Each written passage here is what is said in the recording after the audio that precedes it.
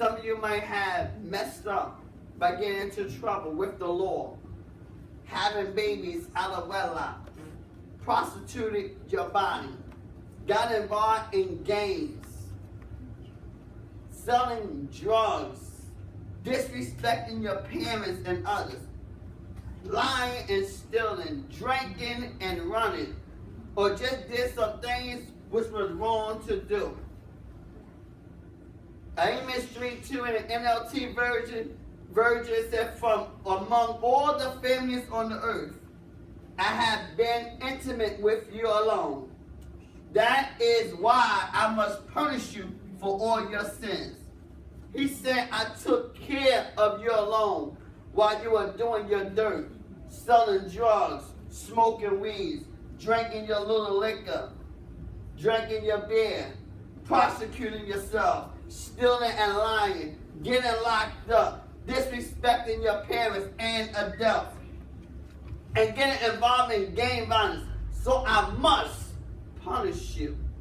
You paid that penalty long enough. He said you paid that penalty long enough because you were under a dark cloud and cursed with no growth for a very long time for all your iniquities. See, when things couldn't work, see how you couldn't prosper, you couldn't get ahead. It seemed like when you made one step to go forward, you took 2 steps back. When you're trying to do good, you're trying to go forward, you feel like you just couldn't get ahead. You paid that penalty. You paid for that sin. But today, Jesus gives you an invitation to be liberated from guilt and shame. James H. Cole wrote, "And God of the oppressed, the invitation places Israel in a situation of decision. Because the covenant requires obedience to the will of Yahweh. To accept the covenant means that Israel must now live as Yahweh's liberated people, becoming the embodiment of freedom made possible through the freeing presence of God." Same, just like he gave Israel that invitation, he gave us the same invitation today. But through this invitation, we must be obedient unto God. We must obey Him. We must serve Him with all our heart, soul, mind, and strength. Not half our heart, but we have to serve Him with all our heart. We have to come to Jesus with all of us.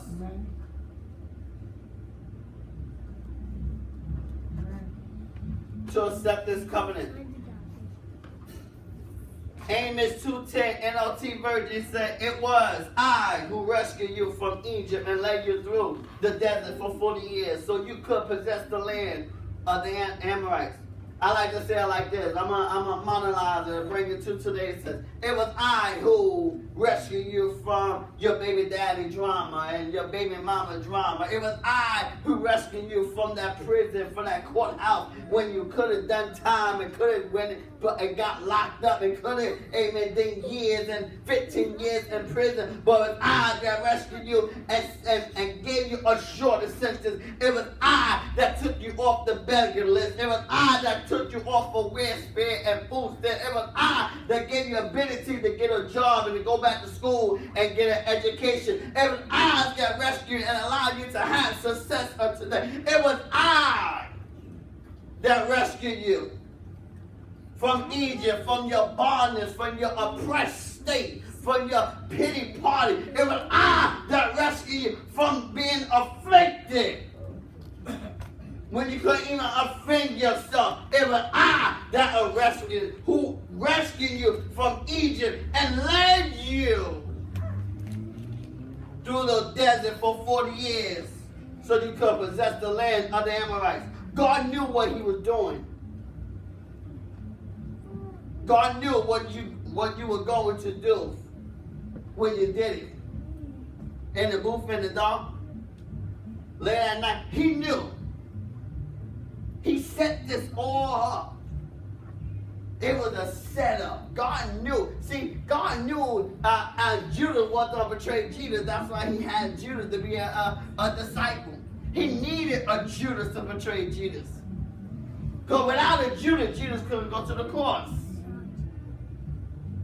So he knew that you was going to mess up. He knew that you were going to go out there and have children out of wedlock. He knew that you were going to go out there and get in trouble and get into gangs and sell drugs. He knew that because he wanted to get the glory out of your life. So why are you feeling sad today? He set it all up so that he could get the glory. So that when people see you, they know that was God. They perceive that it wasn't, it had to be God because this was a troublemaker. There was an outcast. There was a nobody. They see. Yeah, you might have messed up, you made some mistakes. But when people see you the next time, they're like, oh my God, what a change has come. He set this all up. Yes. So you can live a life out of debt and in bondage. And not a life in debt and in bondage. Amen. Live a life in abundance to overflow. Back to the text, Luke 23:39 said, and one of the malefactors which were hanged round on him, saying, if thou be Christ, save thyself and us. Why are you clowning me, son? You are a clown and arrogant at that to come out of your mouth like that, kid. How my young folks would say, he maxed right there. Hello. Check out the next verse though.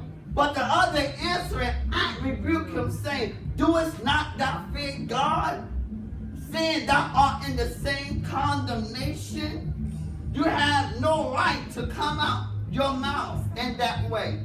Don't you fear God? Hello. And a lot of us say we fear God and we come at God the wrong way. Yes. We come at God any kind of way. We come to God any kind of way. We come to church any kind of way. Don't you fear God, he's saying? Because if you fear God, you would do what's right. Because they're right. The Bible says, seek me first the kingdom of God and his righteousness. Not seek the car. Not seek the luxury. See, because sometimes the devil paint a false picture and you see all the luxury. They selling drugs and it looks good, you know. You feel like you see the money, you see they got all the girls, but you don't see the trouble that they have to get that they get involved with in the long run. You don't see that they can do time in jail. You don't see that can end in death. Or you see the glamour and the luxuries of things, but you don't see. That's why it's very important. The Bible says have a vision. Sometimes we can be so narrow-minded and so narrow-minded that we don't see the long picture. We see the short term, but we don't see the long term. And we need to have a vision today. Do what's right because of right, such as being obedient to your parents, your local church. Your pastor should not have to beg you to be faithful to church or God if you fear or love God. You must be reminded to give your tithes and offering when it should be automatic to give to God. Because understand, when you give your tithes, you give it to God, not the pastor. So you can't negotiate your way. It's not having your way. Burger King having your way. You can't negotiate to give your tithes.